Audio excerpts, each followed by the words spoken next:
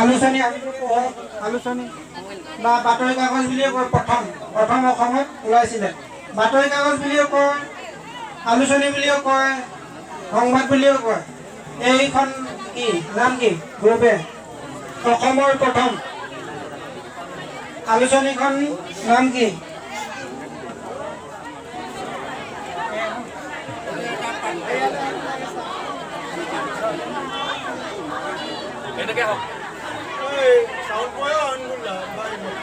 এৰ পৰা বিল লাইনত গুচি যাব।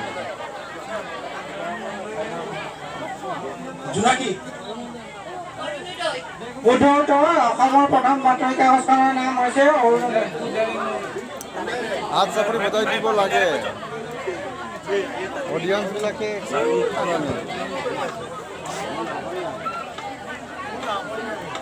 গ্ৰুপ বিলে যাব। ব্ৰহ্মপুত্ৰৰ ওপৰত প্ৰথমখন দলং কি?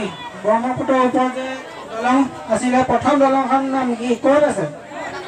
হা উত্তৰ নহয়। অসমৰ প্ৰথম দলংখন ক'ত আছে? দলংখনৰ নাম কি? ভোমৰাগুটি।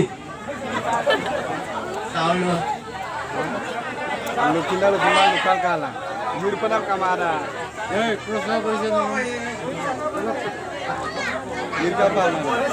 লুকিন মাংগম বোলা নাই এনেকুৱা দুনাম ষ্টাইলটো বেলেগ।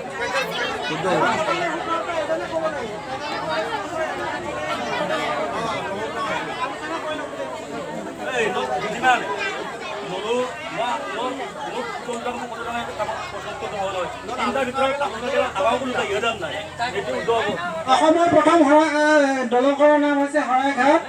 তেওঁলোকে কৈছিলে প্ৰথমে এজনে ভুলকে কৈছে, দ্বিতীয়তে এজন শুদ্ধ কৈ আছে, গতিকে এইটো কেঞ্চেল হৈছে। এইটো নম্বৰ নাপাব, এইটো নম্বৰ নাপাব।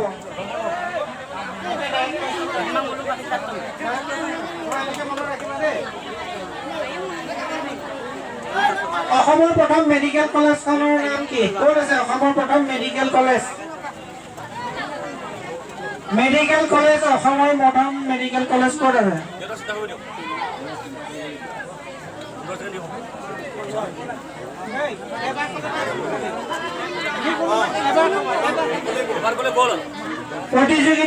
প্ৰতিযোগীসকলক মই জনাওঁ যে প্ৰথমে যিকোনো আলোচনা কৰি এজনে ক'ব। এজনে 5 বুলি কয়, এজনে 9 বুলি কয়, এজনে 12 বুলি কয়, তেতিয়া এটা শুদ্ধ হ'বই। গতিকে প্ৰথমে যোনে ক'ব যিকোনো 1 পাৰ্চনে ক'ব এটা গ্ৰুপ। এতিয়া গ্ৰুপ অসমৰ প্ৰথম medical college Guwahati.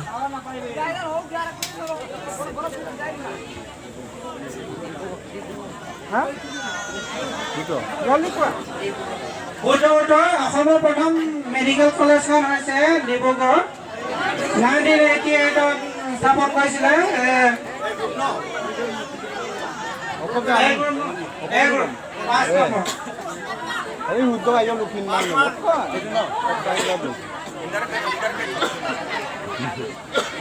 Anida Lupea Lugemani Lurapu বনফুলৰ কবি কোন?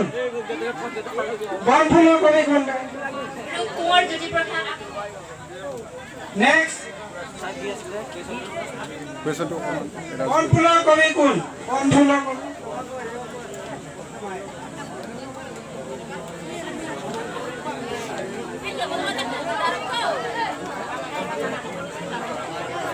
অডিয়েন্স, বনফুলৰ কবি কোন?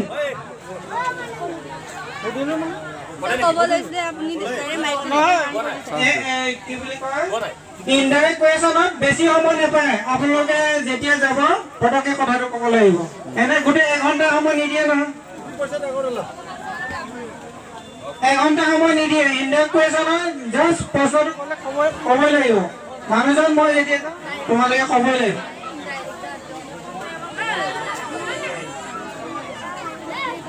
অডিয়েন্স, বনফুলৰ কবি শুদ্ধ উত্তৰ দিগন্ত ডাঙৰীয়াই দিছে। যতীন্দ্ৰনাথ বৰা।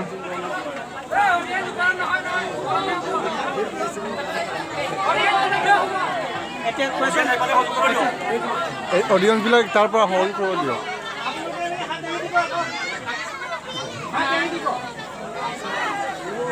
অডিয়েন্স সকললৈ কলে গুৰু কোন? Come on. Good time.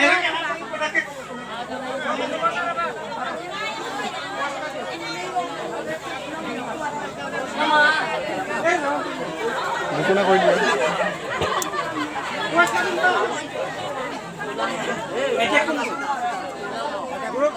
তোমালোকে